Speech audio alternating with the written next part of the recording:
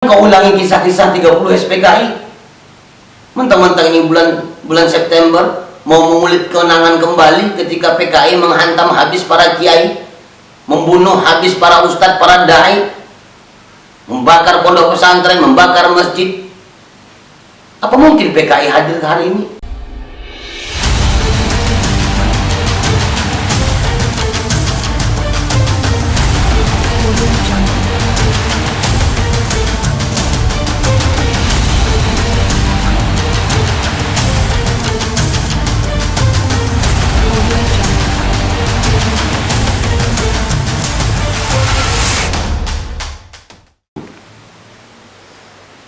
Bismillahirrahmanirrahim. Assalamualaikum warahmatullahi wabarakatuh. Alhamdulillah. Wassalatu wassalamu ala rasulillah wa ala alihi wa sahbihi wa mawala. Subhanaka la ilma lana illa ma 'allamtana innaka antal alimul hakim. Wa la hawla wa la quwwata illa billahil aliyyil azim. Amma ba'd. Kita puji Allah Subhanahu wa ta'ala. Salawat dan salam kepada Rasul sallallahu alaihi wasallam.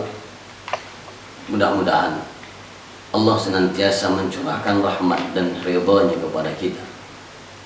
Dan mudah-mudahan Allah pun izinkan kita untuk mendapatkan syafaatul uzma dari baginda Rasul yang mulia.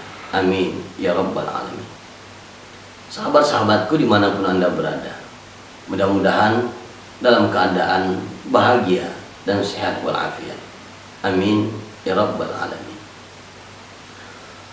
Melihat dari isu-isu sekarang yang semakin gawat dan semakin berkembang, yang isu itu secara tidak langsung sudah menyadarkan kepada kita bahwa hari ini umat sedang diadu domba antara Islam dengan agama lainnya, antara Kristen dengan Islam, Islam dengan Kristen, Kristen dengan Hindu, Hindu dan Buddha dan lain sebagainya.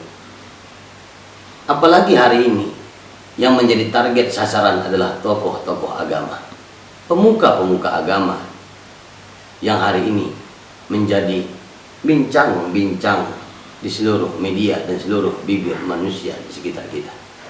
Sahabat yang memuliakan Allah Subhanahu wa ta'ala, kita berangkat dari tahun 2018, lebih dari 30 orang ustaz, dai, kiai, imam masjid, bilal-bilal masjid yang semakin gawat waktu itu terancam kehidupan mereka.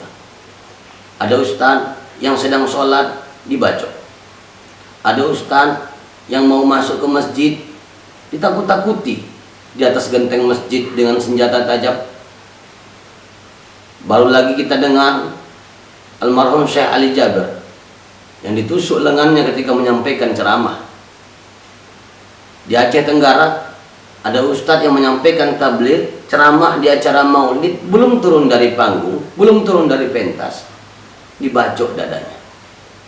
Kita juga mendengar kabar dan berita imam Masjid Baitur Rahman Aceh yang hampir ditikam oleh orang yang tidak dikenal. Bahkan salah satu komplek yang ada di Riau, ada ustadz yang menjadi imam sholat ditampar oleh orang yang tidak dikenal. Baru-baru ini lagi sedang hangat-hangatnya, sedang viral-viralnya, ada 2 kasus dalam 1 hari, hadirin. Di salah satu daerah ada ustadz yang selesai melaksanakan sholat, menjadi imam sholat maghrib, perutnya ditembak, meninggal dunia. Kemudian kita digegerkan ada ustadz di daerah Batam yang ketika menyampaikan tabligh mau'izatul hasanah di hadapan jamaah emak-emak diganggu dan dipukul oleh orang yang tidak dikenal. Tapi ironinya, berapa banyak orang yang memukul, menusuk, menikam dan membunuh para ustadz itu, semua dinyatakan orang gila. Yang jadi persoalan hari ini, sahabat yang memuliakan Allah Subhanahu wa ta'ala, siapa dalang di balik semuanya? Apa kedok di balik semuanya? Kenapa harus ustadz? Kenapa harus kiai? Kenapa harus dai? Kenapa harus kita? Kalau teringat pesan almarhum Buya Tengku Zulkarnain, ketika salah satu penyampaian beliau di TV One, pada saat itu beliau juga bertanya kepada pemirsa, kenapa tidak rumah Polri? Kenapa tidak rumah Kapolda? Kenapa tidak Polri? Kenapa tidak politisi? Kenapa tidak pejabat? Kenapa harus ustadz? Kenapa harus tokoh masyarakat? Kenapa harus tokoh agama? Bahkan ada biksu ditakut-takuti, ada pendeta diancam-ancam, ustadz banyak diteror.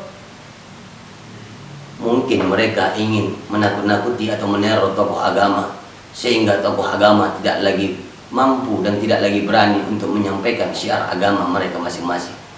Terkhusus umat Islam, hadirin rahimakumullah.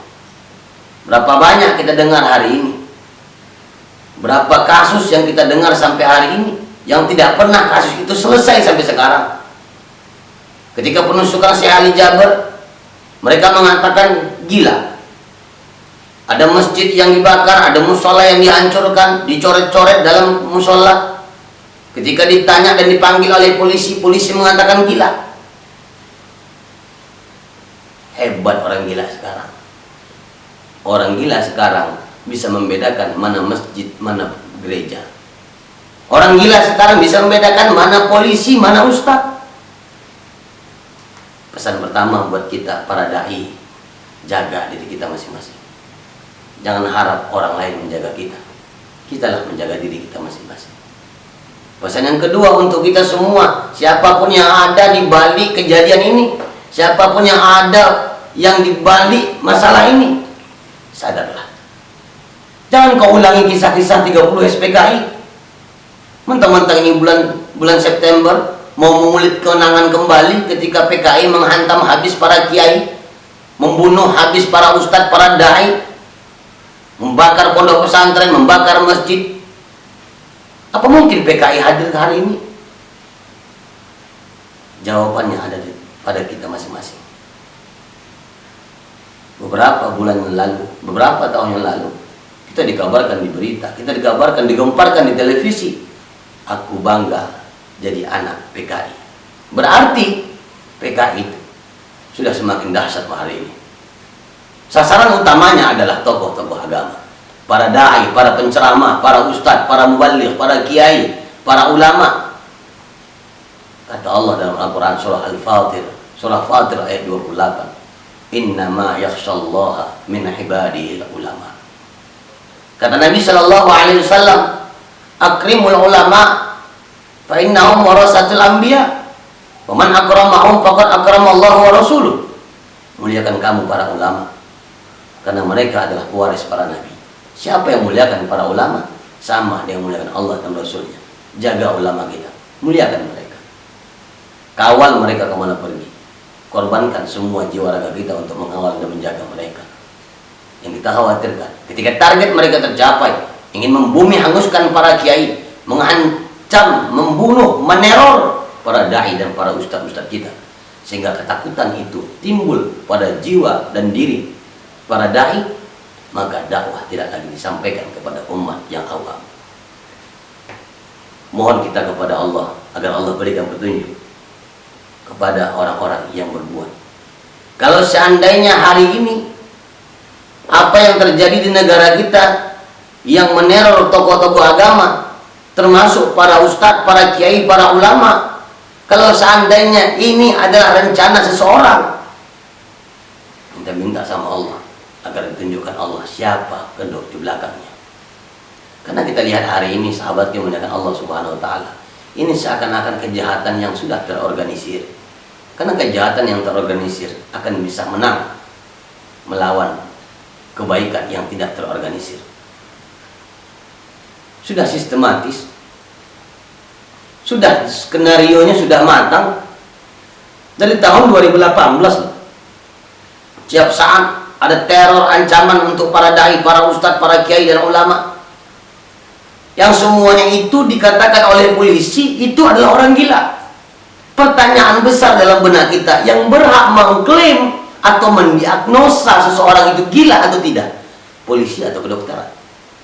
Padahal kita tahu dokter belum ada berucap, dokter belum ada bercakap apa-apa, dokter belum bilang apa-apa. Malah ketika masuk ke polisi, dibawa ke kantor polisi, langsung polisi yang mengumumkan pelaku adalah orang gila.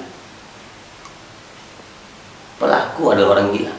Padahal yang berhak mengklaim seseorang gila, tidak waras, gangguan jiwa dan lain sebagainya, itu adalah tugas dokter, bukan tugas polisi. Atau mungkin yang kita khawatirkan, ada orang yang lebih gila ketimbang orang gila itu. Atau yang kita khawatirkan, banyak polisi yang sudah gila diakibatkan pelaku-pelaku yang gila. Dan yang paling kita takutkan, ini terus-menerus ancaman teror yang akan melanda daerah kita, melanda provinsi kita, melanda dai, ustadz, kiai, tokoh agama kita, pendeta, biksu dan lain sebagainya. Kita tak mau gara-gara itu banyak orang yang bertepuk tangan di luar sana. Siapa yang bertepuk tangan di saat sama beda agama saling ribut, saling bentrok? Orang-orang yang tidak suka dengan kerukunan di Republik Indonesia, orang-orang yang anti dengan kerukunan, orang-orang yang anti dengan agama, orang-orang yang tidak Pancasilais, orang-orang yang benci dengan NKRI ini. Jangan bilang Islam benci NKRI. Hampir 100% para kiai, para ulama, para santri memperjuangkan Republik Indonesia ini. Kalau seandainya Islam menuntut, kami umat Islam bisa menuntut hak kami terhadap Indonesia yang lebih 90% berjuang mati-matian, mengorbankan segala-galanya memperjuangkan Republik Indonesia. Tapi tidak kami minta. Kita hanya minta kerukunan dalam beragama. Mohon kepada pihak yang berwenang, tuntut dan selesaikan secara tuntas agar masyarakat tidak resah. Kawal semuanya, mana yang benar, mana yang salah, ungkap sejelas-jelasnya. Mudah-mudahan ini menjadi pesan untuk kita semua, untuk bisa mengintrospeksi diri kita, untuk menjaga diri kita, menjaga ulama-ulama kita, mengawal para kiai-kiai kita. Dan kita berharap kepada Allah, Allah tunjukkan mana yang benar, mana yang salah. Assalamualaikum warahmatullahi wabarakatuh.